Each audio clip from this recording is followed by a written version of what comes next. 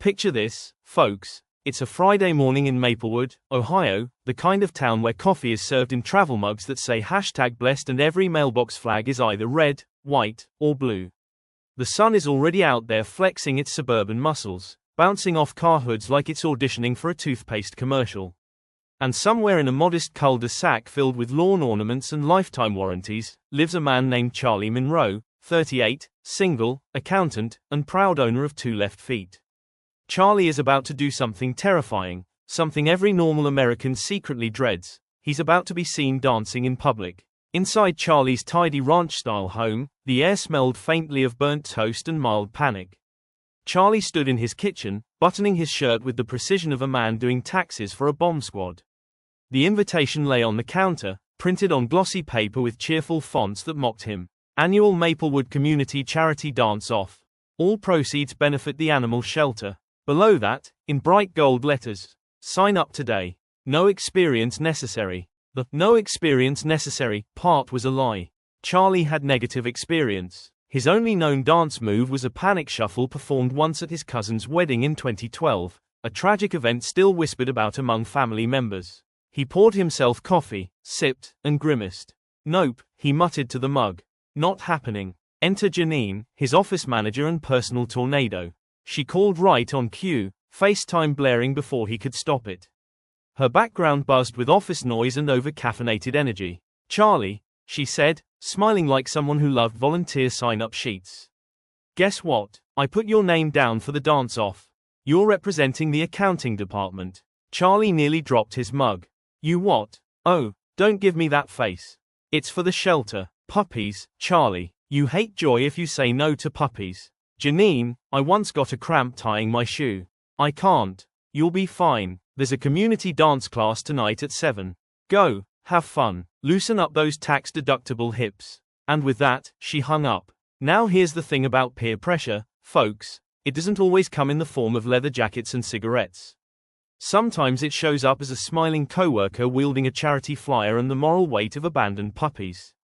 And no spreadsheet in the world can balance that kind of guilt. Charlie sighed. He looked at the flyer again. Somewhere deep in his responsible, spreadsheet-loving heart, a small, reckless spark said, "Why not?" He grabbed his keys. 7 p.m. Maplewood Community Center, the kind of place that smells faintly of floor polish and childhood participation trophies. Fluorescent lights hummed above a wooden floor that had seen everything from Zumba to disastrous wedding rehearsals. And into this hallowed hall of humility walked Charlie Monroe, armed with courage, deodorant, and very low expectations. The class was already in motion. About 15 people of various shapes, sizes, and confidence levels moved, or attempted to move, in unison to a pop remix of Uptown Funk. At the front, a petite woman in neon sneakers bounced like she'd swallowed a car battery. "Hi there," she chirped. "I'm Tina, your instructor. You must be Charlie, welcome. We're on step touch spin clap." Charlie blinked. "That's 4 steps. 5 if you smile. Jump in." He tried. He tried. Step, touch, spin, slightly panic, clap, maybe. The music raced on like a runaway train, and Charlie clung to it with both left feet. His reflection in the wall mirror looked like a malfunctioning office printer, arms flailing, legs negotiating separate peace treaties. Next to him, Martha, a retired kindergarten teacher in a glittery visor, moved with terrifying enthusiasm. "Don't think, just feel the beat," she yelled over the music. "What beat?" Charlie gasped. "The one in your heart, honey." Now, if you've ever tried to follow rhythm when you don't have any, you know what Charlie was going through. It's like trying to find Wi-Fi in a cornfield. You can pretend it's there, but everyone can tell you're faking it. Across the room, Lenny, a burly former gym coach, was taking things far too seriously. Each move looked like he was punishing the floor for unpaid debts. "Use your core, Monroe," he barked. "Dance is just athletic math." Charlie wheezed. "Pretty sure my numbers don't add up." Tina clapped. "Okay team, let's try it again, from the top. And remember, dance is 80% confidence, 20% muscle memory." Charlie whispered, "So, I'm running on 0. Still, something curious happened. Between the chaos, the missed beats, and the occasional near collision with Martha's glittery elbows, Charlie laughed. Genuinely laughed. It started as a nervous chuckle, but soon he couldn't stop. The absurdity of it all, his flailing limbs, The echo of, "Don't believe me, just watch," felt oddly freeing. Here's a secret about joy, folks. It doesn't wait for perfection. It sneaks in through the cracks of disaster, sits down beside embarrassment, and says, "Mind if I join?" When class ended, Tina high-fived him. "You did great for a first-timer." "I looked like a windmill having an identity crisis." "Exactly, that's progress." Charlie left the center sweaty, exhausted, and oddly buoyant. He drove home with the windows down, humming off-key. Somewhere between stoplights, he realized he hadn't thought about his boring spreadsheets or lonely dinners once in the past hour. He'd just danced. Badly, gloriously danced. Saturday night. The Maplewood High Gym had been transformed from a place of dodgeballs and detentions into a glimmering, slightly budget-constrained ballroom. String lights hung from basketball hoops, the DJ booth was a borrowed lunch table, and the bleachers were packed with townsfolk holding "Go Team" signs made from recycled cardboard. Welcome to the annual Maplewood charity dance-off, where dignity comes to die, but for a good cause. Backstage, Charlie paced like a man awaiting a tax audit. His assigned partner, Angela, a coworker with professional cheerleader energy, stretched nearby. She'd choreographed their routine, a lightly Latin number that required hip movement Charlie wasn't sure his DNA supported. "You'll be great," Angela said. "Just follow my lead." Define, follow. "You'll feel it." "Oh, I've been feeling it. Mostly anxiety." The MC's voice boomed. "Next up, give it up for team accounting." The crowd erupted. Charlie swallowed hard. "Here we go." They stepped onto the floor. The music started, a salsa remix of "Can't Stop the Feeling." Angela moved with fiery precision. Charlie, meanwhile, looked like he was trying to put out invisible fires with his elbows. "Smile," Angela whispered. "I am, on the inside." The audience laughed, but it wasn't cruel. It was delighted. Kids pointed, seniors clapped along, coworkers cheered. Charlie missed half the spins, invented a few moves no one had ever seen, and at one point, accidentally high-fived the DJ's light stand. Folks, it was chaos. Beautiful, awkward chaos.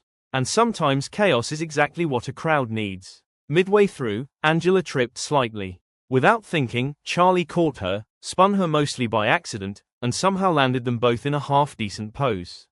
The crowd went wild. A chant started, "Charlie! Charlie! Charlie!" He blinked. Was this fun? Something in him snapped, in a good way. He leaned into it, adding ridiculous flourishes, finger guns, jazz hands, even a move that could only be described as the Spreadsheet Shuffle. Each mistake became comedy gold. Each wobble, a declaration of freedom. And right there, on that linoleum battlefield, Charlie Monroe achieved something rare. He stopped trying to be good and started trying to be alive. And the universe, kind soul that it is, rewarded him with applause. When the music ended, Charlie struck a triumphant pose, arms wide, heart hammering.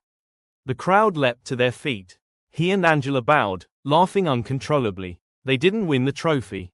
That went to Lenny and Martha, whose interpretive jive about paying it forward included a confetti cannon. But Charlie didn't care. He felt lighter than air. Later that night, the dance floor was empty except for Charlie. The janitor swept streamers while faint music echoed from someone's phone. Charlie looked at the scuffed wood, then at his reflection in the glossy trophy case. He grinned. He started moving again, small steps, quiet rhythm, no audience this time. Just him, humming the tune. He swayed, twirled, missed the beat, and didn't care one bit. Tina walked by, locking up. "Still at it, huh?" Charlie shrugged. "Guess I caught the bug." "The dancing bug." "No, the not caring bug." She laughed. "That's the best one. Here's the thing, folks.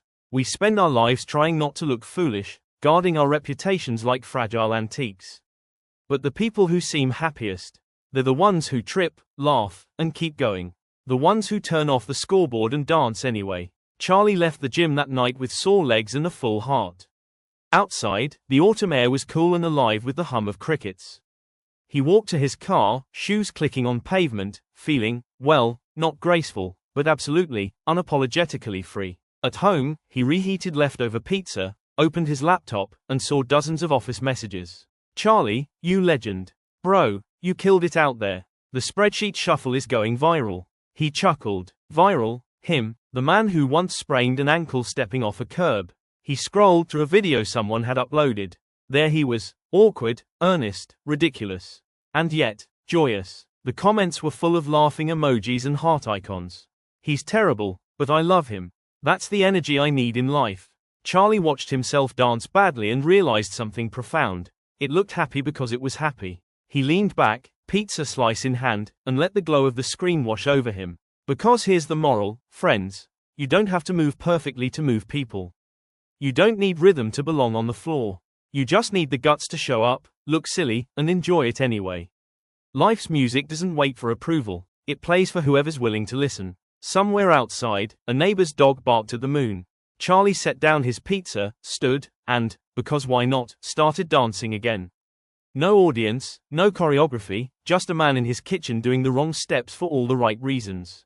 And if you looked through the window just then, you'd see something beautiful. A regular guy in flannel pajamas, bathed in refrigerator light, turning embarrassment into art and hesitation into joy. So next time you're at a wedding, or a party, or even just alone in your living room, and that first beat drops. Don't think, don't compare, don't wait, just move, trip if you have to, flail if you must. Because somewhere in Maplewood, Ohio, Charlie Monroe is still out there, dancing badly, and loving every second of it.